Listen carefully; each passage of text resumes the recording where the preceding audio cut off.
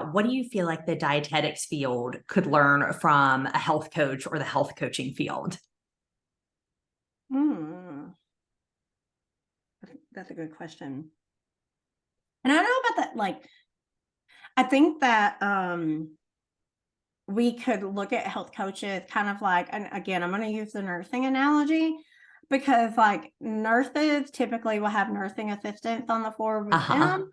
And that's the way I think we need to start looking at health coaches with dietitians. So Interesting. I think that like if all of it was to get governed eventually, I think that's how it kind of needs to be set up and look like. If they're, they can do some of the assessments or things like that for the dietitian. I do think that maybe working with the client to do more of the implementation and like troubleshooting on, their nutrition goals or their lifestyle goals, being that supportive kind of accountability. And they can also do some of the education, but the dietitian is really the overarching one that's like doing the in-depth look at the person, their medical history, what their goals are, that kind of thing. I really feel like we need to start looking at it that way. I don't know that I love that.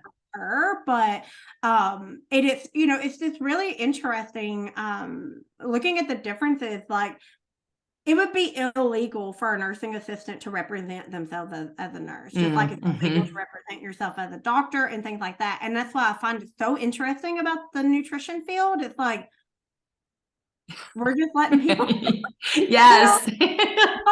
I think that would work beautifully in all directions. Yeah. I think health coaches, if you're a health coach and you're not thinking about your legality, then like, are you covered? You need to start thinking about it. Like, they're not covered. And I think that a lot of them are working really hard. They're helping a lot of people. They deserve to have that safety and coverage. So I think that we just need to look at it as like, how can we use health coaches as like an assistive person to the dietetics role?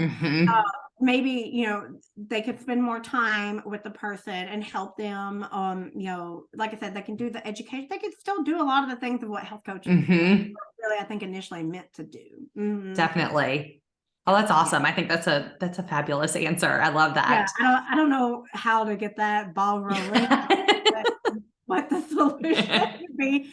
And I say all this, like, I hope there's not a lot of health coaches watching this, because I know, like, I feel like health coaches are kind of like, we're fine. We're doing our own thing. We're making all kinds of money. We got all kinds of followers. Leave us alone. And I don't know. I just don't.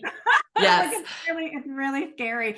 But also, like, not to like pit like health coaches versus dietitians.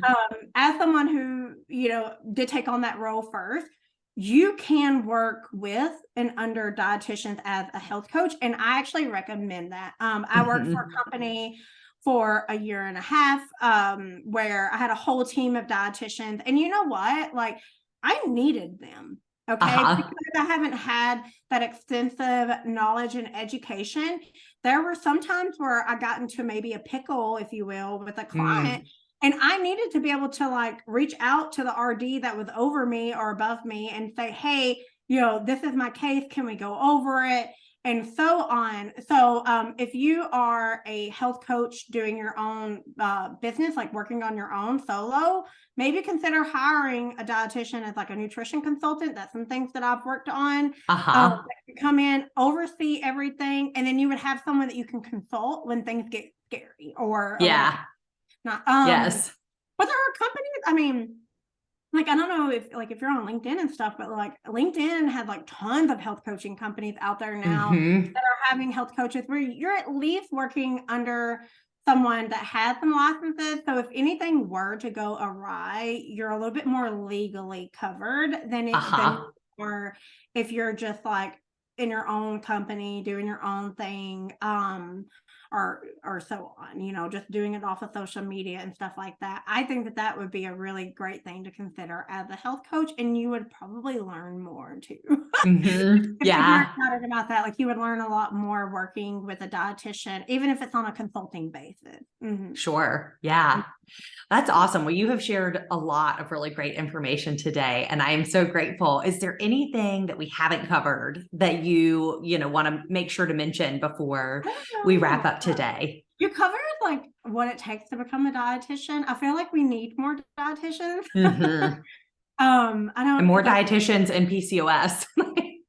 yeah. I mean, there, and even like in the research area. So like that's a big difference too. Like as a health coach or a nutritionist, like you can't do research, but as a dietitian, you can if you want to get involved in research.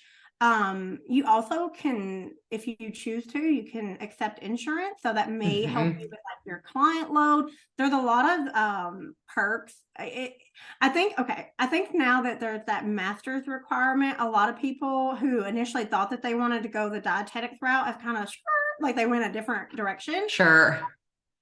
I actually have a classmate that just changed her major like this semester with us. You know, she was just like, I'm gonna change gears.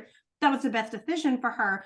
So I think that curriculum it sounds scary and daunting and like a lot. But if you know that like this kind of area of health is going to be your career, you know, long term, I do think it's worth considering because you have so many options. Becoming a dietitian, I mean, I will likely come back and do private practice. That's kind of where I started out, and that's the direction I wanted. But you can work in a facility. You can be a sports dietitian. Oh yeah. You can work in culinary. You can, work in, I mean, really the restaurant, like food industry. Yeah. Do research, like. You can even do like specializing conditions, which I mean, focusing on PCOS, but like if you wanted to do like dialysis nutrition or pediatrics, like there are so many options. Yes. And something that you and I kind of discussed personally, I don't think until I became a student in dietetics that I realized how vital dietitians are to the healthcare space. And maybe it's because we don't see them on Grey's Anatomy. You're not going to see them in ER, or which I'm really aging myself. Any of these like shows. But like I'll just use the example of like when we were talking about pediatric nutrition and like in premature babies, it became very evident to me. Like I always thought about like the nurses and the doctor's role, keeping heart pumping, airway open, you know, and so on. I never thought about, wow, the dietitian is the one that's making sure that that baby has the energy and nutrients to do all the mechanical processes to make sure that that airway and yes, like it just like it kind of blew me away. Even someone who 15 years of healthcare experience, it was like, wow. And I'm sure that's going to be my revelation in every area of medical nutrition therapy. It's just not, I mean, again, you're just not going to see us on, there's not a TV series out there. It's not on Netflix. Yes. It's so vital to healthcare, and there are so many options, and we just need so much more in research, and especially with that meeting I mentioned where I talked to the doctor talking about them reducing the nutrition education. There were no nutrition researchers there. Not a single one. Nutrition got brought up in some different studies and and some things like that were really interesting. But I was like, wow, like I do remember talking to a lot of the researchers and investigators in PCOS and asking them, how could we get more people like wanting to come into this field? Yes. Because for those of us with PCOS, our researchers that we did have researching it are aging out, and the newer researchers coming in, they're going to other things that are probably more funded, or, maybe something that's local to their community or things like that. And so we need more people in the nutrition and the nutrition research space. Like, yes. Terribly bad. But I just wanted to mention that because I know we don't, it's a daunting curriculum, but it's going to be really rewarding, and you can do Yes. so much with it. I think you correct me if I'm wrong. Like most the dietitians I know didn't just like do one thing and stayed with it. Like they've bounced around. Yes. Being a professor, you can educate, be a teacher. They've done so many different things, and I think that that's awesome because there's not many careers where you can do that with your credentials and licenses. Yeah. One of the ways that I always explain it to students either already studying nutrition or thinking about it is you could effectively have multiple different careers within the field of nutrition. I mean, you could go and do something completely different. I kind of think that in a sense for myself, having worked in a hospital, I worked with adults. I also worked in a clinic with adults with cystic fibrosis, which is, there are some similarities, but also, some very distinct differences. And, I think that's what makes it exciting. There's always something new to learn. There's always, a different area to explore. If you kind of get burnout in one area, there's somewhere else for you to go. And I think to that point, and to the point you made earlier about, premature babies, as a mom of a little girl who was born premature. She was 2 pounds when she was born. I obviously formed a relationship with the dietitian there, who is fabulous and wonderful and so smart, so intelligent. But, a lot of times, the nurses and the doctors are probably like, oh, but you're a dietitian. Like, you know what she's doing. And I'm like, I do, but I don't. It's kind of like I speak the language, so I understand it. I understood it, a lot better than my husband did, but I do not specialize in this. I have never worked in pediatrics. A teeny tiny little baby is very different than the adults that I have worked with. And yeah, to your point, yes, the curriculum and the entire process of becoming a dietitian is rigorous, but it is so worth it. And I can assure you, you will never get bored. And if you get burnt out in one area, there's somewhere else to go. And I can also almost promise, I know you're not quite this way, because I know you came into this with a focus on PCOS, and I know you're going to have that focus coming out, but I do think the vast majority of students that go into nutrition end up working in an area that is different than what they thought they would when they started. And I would agree with that.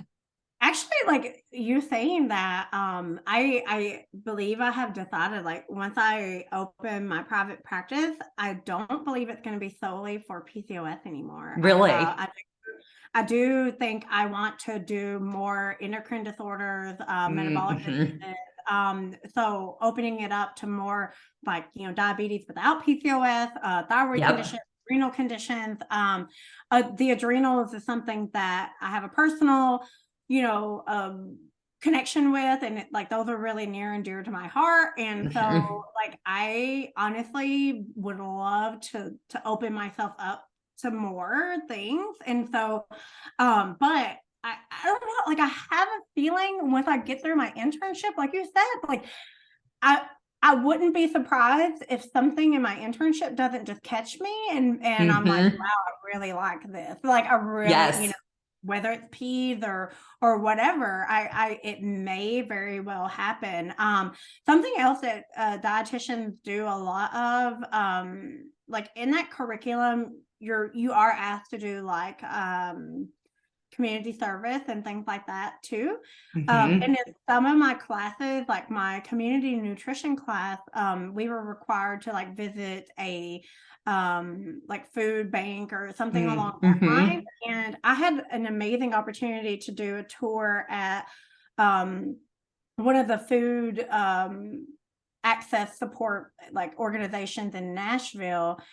And like that was kind of moving and interesting too, but and it was like I could see myself enjoying that job. The dietitian there totally with the menu, like like if they didn't have the right foods for that specific recipe coming in from donations that week, she changed the recipe, so I was like, that would be like I could see myself doing that, yes. So I wouldn't be surprised if I don't come out doing something totally different, or wanting to do something later on totally different than I imagined going in. I can see where that easily would happen. So yeah. That's awesome. Yes. Oh, that's so great. Well, for anybody watching, I would love it if you could share with us where they can find you and connect with you if they want to learn more. Yeah, so I am known on social media as that PCOS coach. Instagram is kind of my home base. That's where you're probably going to find me the most. But I have a website that they can reach out to me. I have a contact me page there, www.thatpcoscoach.com. But I mean, usually those will be the two best ways to get in touch with me, Instagram and my website.